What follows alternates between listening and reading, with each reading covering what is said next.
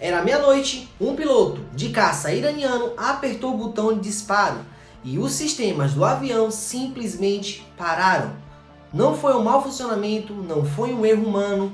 Sempre que o objeto era mirado, o avião travava e quando o avião recuava, tudo voltava ao normal. E isso aconteceu 2 vezes com 2 caças diferentes na mesma madrugada. Em setembro de 1976, o Irã ainda é governado pelo Shah Mohammad Reza Pahlavi. O país tem uma das forças aéreas mais modernas do Oriente Médio, equipadas com os famosos caças americanos F-4 Phantom. São pilotos treinados, são máquinas de guerra, são profissionais e mesmo assim, nenhum deles estavam preparados para o que aconteceria naquela noite. O incidente foi documentado pela Agência de Segurança Nacional dos Estados Unidos e pela Agência de Inteligência de Defesa. Os relatórios foram desclassificados décadas depois e continuam sem explicação até nos dias de hoje. Era por volta de 00:30 quando o Centro de Controle Aéreo de Teherã começou a receber ligações de moradores que estavam acordados, assustados naquela noite, todos relatando a mesma coisa, uma luz brilhante no céu, enorme, imóvel e simplesmente silenciosa. O general Youssef, comandante da base aérea de Sharok, tentou primeiro observar o objeto com seus próprios olhos e viu uma luz tão brilhante que ofuscava as estrelas ao redor. Tomou a decisão, mandou um F-4 Phantom investigar.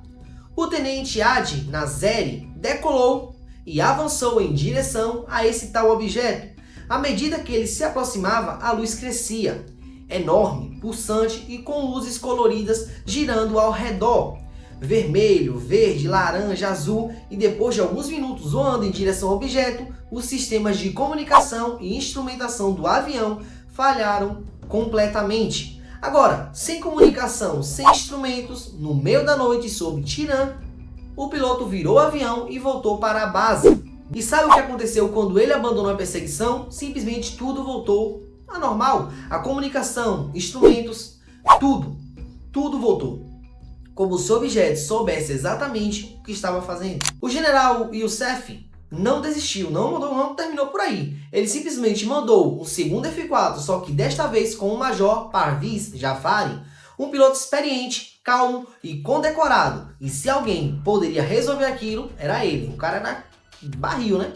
Jafari se aproximou, confirmou o objeto no radar, o tamanho equivalente a um Boeing 707, e a luz era insuportável de encarar diretamente. Então, o objeto se moveu, mas não devagar. Em uma fração de segundo, recuou para manter a mesma distância do caça, como se estivesse brincando. Então, Jafari, ele tomou a posição, travou o alvo e apertou o botão de lançamento de míssil, AIM-9. E aí, nada. O painel ficou zero. O sistema de tiro simplesmente travou completamente. Ao mesmo tempo, o rádio também parou.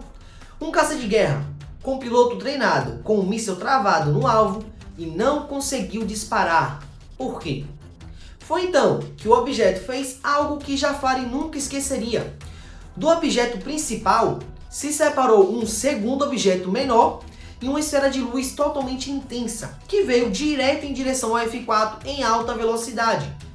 Jafari, como piloto experiente, fez uma coisa impossível. Mergulhou o avião em uma curva fechada, simplesmente de emergência. E a esfera passou por ele, não colidiu. Fez um arco e voltou para o objeto principal. Jafari ficou com o coração saindo pela boca, acredito eu, né? E naquele momento, uma segunda esfera se separou, só que desta vez indo para baixo na direção do deserto. O relatório da Agência de Inteligência de Defesa dos Estados Unidos descreve o incidente como um excelente relato de avistamento de OVNIs, citando-o como um dos casos mais tecnicamente impressionantes já documentados por militares. Jafari seguiu a segunda esfera, ela desceu gradualmente e pousou no deserto, a poucos quilômetros da cidade. No local onde ela tocou o solo, havia uma intensa luz branca, tão brilhante que iluminava um raio de vários quilômetros ao redor. Na manhã seguinte, uma equipe foi até o local e o que encontraram foi perturbador.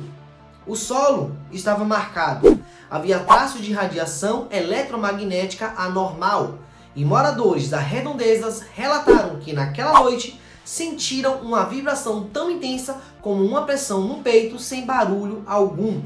O governo iraniano, os militares americanos presentes no país à época e especialistas da NARAD analisaram todos os dados, radar, depoimentos, registro de instrumentos, e a conclusão foi: nenhuma explicação convencional se aplica. Não era um meteoro, não era um satélite, não era nenhuma aeronave conhecida de nenhum país do mundo.